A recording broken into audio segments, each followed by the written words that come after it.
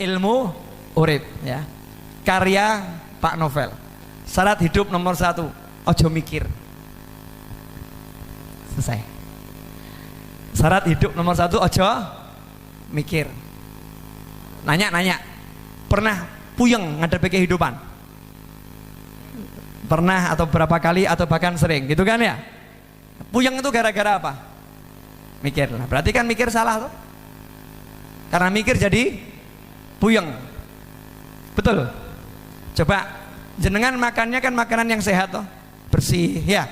Daging, macam-macam makan. Jadi penyakit enggak jadi penyakit kebanyakan? Jadi penyakit. Orang gila makannya makanan kotor, sakit atau sehat? Sehat. Kenapa? Orang gila nggak mikir. Betul kan? Tapi kalau kita mikir, tanya sama polisi, kasus kecelakaan di jalanan, itu akibat orang gila atau orang yang mikir? Mikir. Kalau Anda ngebut, Anda tidak mikir mesti selamat. Tapi ngebut mikir, ragu-ragu nabrak.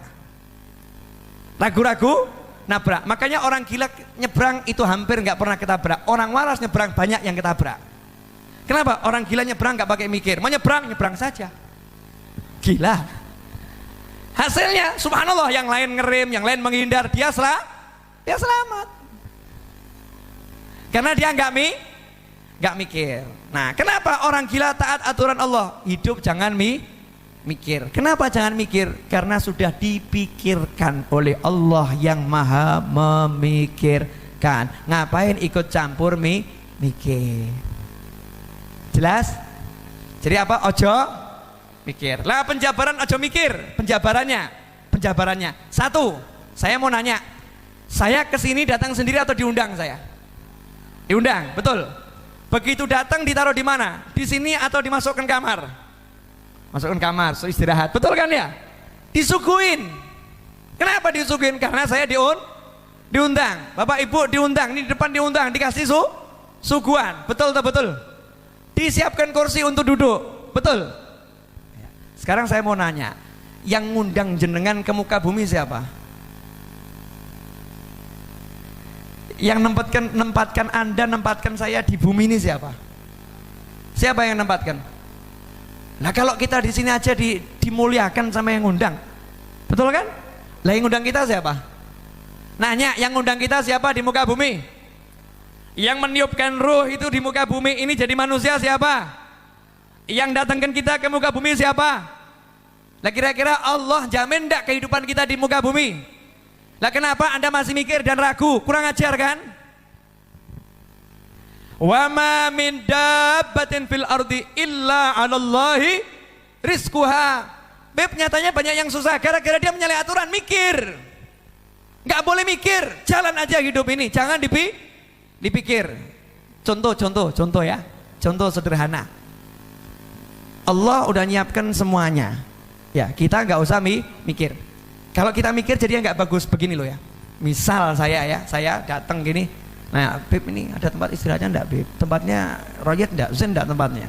Kira-kira gawa ada enggak? Kopi ada enggak? Teh ada enggak, Beb? Kira-kira gimana? Saya nanti kalau pengen teh bisa dapat enggak? Saya ngomong gitu terus. Habibnya nyaman enggak? Enggak nyaman. Dianggap saya ini orang yang benar atau enggak benar nih? Enggak benar karena meragukan yang ngundang. Betul kan ya? Kalau bahasa lain, bahasa Jawa, kalimat cetok, kurang ajar kan begitu ya? Enggak tahu diri. Itu baru kepada beliau. Lah kepada Allah Ta'ala, Gusti ya Allah, pripun ya Allah, ini besok mau makan apa ya Allah ya, ini gimana ya Allah, ini bayar SPP gimana ya Allah nih, ini nanti urusannya gimana ya Allah ya. Kan aku udah bilang, wa ma min dabbatin fil ardi illa 'alallahi rizquha. Udah aku jamin dan aku umumkan. Ngapain kamu meragukan aku? Masih ragu, ya silahkan mumet. Akhirnya Allah marah. Wis gak usah kei kopi, gak usah kei teh. Kan mikir dewe. Paham? Paham enggak? Jangan mikir. Yang kedua, masalah itu tidak ada. Jadi kalau orang hidup mengeluhkan masalah terus, berarti orang itu mati, nggak hidup. Masalah itu tidak pernah ada, tidak ada masalah. Bib, nyatanya ada masalah, nggak ada. Contoh, ada orang punya utang, masalah nggak? Masalah kalau nggak bisa bayar. Betul kan? Kalau bisa bayar, jadi masalah? Enggak. Ada orang jatuh, masalah enggak? Masalah. Tapi kalau bisa bangun, gak jadi masalah. Setiap masalah kalau ada solusi namanya bukan masalah. Betul kan? Nah hebatnya Allah tuh, Allah kasih masalah gak pernah gak ada solusi. Masalah selalu udah ada solusi di dalamnya.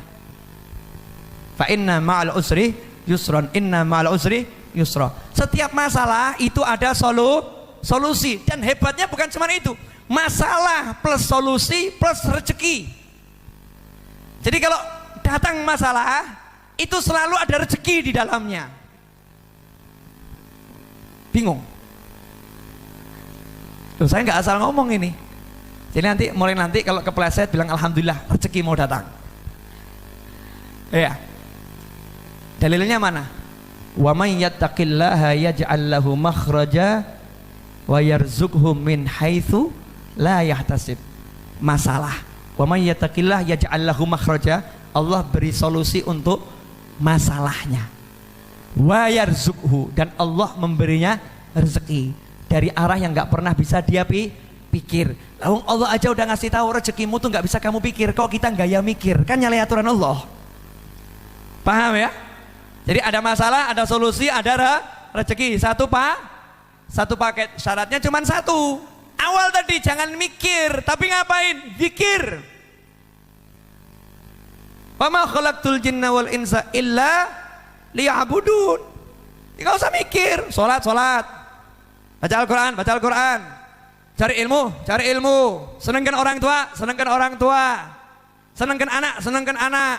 Senangkan pasangan hidup. Silaturahim. Waktu ke pasar, ya ke pasar. Kerja. Jalani aja aturannya Allah. Enggak usah mikir, nanti sistemnya Allah yang akan kerja. Selesai masalah. Nah kita kan enggak, takwanya hilang, mikir masalah, mumetoh. Silahkan puyeng, silahkan pusing. Saya mau nanya, ini ilmu yang terakhir ini murah atau mahal? Murah, enggak bayar gratis kok ya. Enggak bayar gratis. Ya, jadi enggak usah dipikir dan masalah itu tidak ada masalah. Makanya orang-orang soleh enggak pernah merasa bermasalah, apapun masalahnya nyantai aja dia. Kenapa? Oh yang ngasih masalah Allah kok, kita yang menyelesaikan, kan bodoh. Yang ngasih masalah siapa? Allah. Masa kita yang mau menyelesaikan? Bisa menyelesaikan masalah yang ngasih Allah. Baru masalah yang ngasih orang yang agak kuat aja kita bingung, gitu kan ya? Nah kalau masalah yang ngasih Allah bisa kita menyelesaikan? Gak bisa, ya biar Allah yang menyelesaikan. Biar Allah yang menyelesaikan. Sepele, simple, sederhana. Yang terakhir, sudah satu jangan mikir, yang kedua masalah itu tidak ada. Nah ini yang terakhir, bagian yang paling menyenangkan dan bagian yang paling enak. Sebetulnya keburukan itu nggak ada. Kok lihat saya gak enak semua, kenapa ini? Buruk, gak enak itu nggak ada. Karena Allah nggak akan memberikan kita keburukan dan ketidakenakan, meskipun zahirnya buruk, gitu ya. Zahirnya nggak enak. Maka dikatakan al khair wa syarr bimasyiatillah. Baik dan buruk itu kehendaknya Allah. Sedangkan Allah tidak berkehendak untuk memburuk-burukan hambanya. Semua baik, hambanya saja yang bermasalah. Saya kasih contoh boleh? Bu, punya suami ganteng nikmat atau nggak nikmat? Nanya, punya suami ganteng nikmat atau enggak nikmat? Jawabnya lama kan? Kenapa? Dalam benak seorang istri enggak ada suami ganteng kalau masih lihat kegantengan orang lain. Betul kan?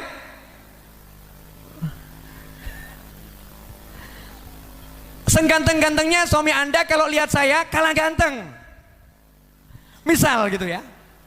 Ada orang gitu, seganteng-gantengnya suami Anda lihat saya kalah ganteng, karena orang yang ngomong itu gantengnya luar biasa. Lah kalau hidupnya cuma lihat orang ganteng, suaminya jadi jelek. Suaminya jadi jelek. Akhirnya dia pulang ke rumah ketemu orang jelek. Akhirnya pulang ke rumah merasa punya suami yang jelek. Akhirnya pulang ke rumah merasa dirinya rugi menikah dengan suami yang seperti ya Bu ya. Padahal punya suami jelek itu syukurnya double. Kenapa? Perempuan lain gak ada yang mau. Karena suaminya jelek. Sama suami punya istri kok jelek. Punya istri jelek. Lihat istri orang lain kok cantik, lihat wanita lain kok cantik. Semakin lihat yang cantik-cantik, yang udah nyata-nyata jelek ini semakin jelek. Gak usah pakai lihat yang lain aja udah jelek, apalagi lihat yang lain jadinya jelek. Betul. Nah, ada satu aturan hidup yang kita langgar. Udah diperingatkan sama Nabi, aturan hidup. Urusan dunia ini ya, ganteng, sugih, melarat, sehat, sakit, urusannya begitu-begitu. Jangan pernah lihat yang lebih sukses, dan bahkan jangan pernah lihat orang sukses. Suruh lihat orang yang susah. Itu aturannya Nabi. Lihat aja yang lebih susah, udah itu aturan Nabi. Kalau kita langgar aturan ketiga ini, habis semua hidup kita. Contoh, ada orang kakinya patah, itu nikmat atau enggak nikmat? Baik atau buruk? Buruk kan? Kenapa dia lihat buruk? Karena dia lihat orang yang kakinya tidak patah. Karena dia lihat orang yang sehat, maka dia lihat yang namanya kaki patah itu buruk. Tapi coba kalau lihat orang yang punya kaki cuman separuh, kakinya dia patah, terus dia lihat masuk kampung kakinya orang itu hilang semua, separuh tok ini. Dia bilang apa nih? Alhamdulillah, kaki saya dua, cuman yang satu patah. Ini satu kampung nggak punya kaki. Alhamdulillah. Dia jelek, ternyata ketemu orang yang nggak punya hidung. Alhamdulillah saya jelek, tapi wajah lengkap daripada yang itu tuh nggak punya hidung. Begitu dia lihat yang lebih jelek, lihat yang lebih susah, lihat yang lebih sakit, maka yang dia alami itu jadinya nikmat. Makanya saya katakan buruk itu nggak ada. Allah ngasih baik, cara kita lihat saja yang salah.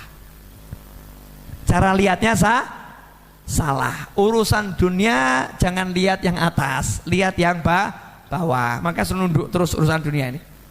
Ya, mau menundukkan pandangan itu bukan cuma menundukkan pandangan dari wanita atau dari pria. Menundukkan pandangan kan dari syahwat, maksudnya itu. Syahwatnya ini loh ditundukkan, termasuk melihat yang lebih. Tundukkan, lihat aja yang susah. Hasilnya hidup akan menjadi nikmat. Itu ilmu urip yang saya pelajari sampai usia 41 kurang dikit.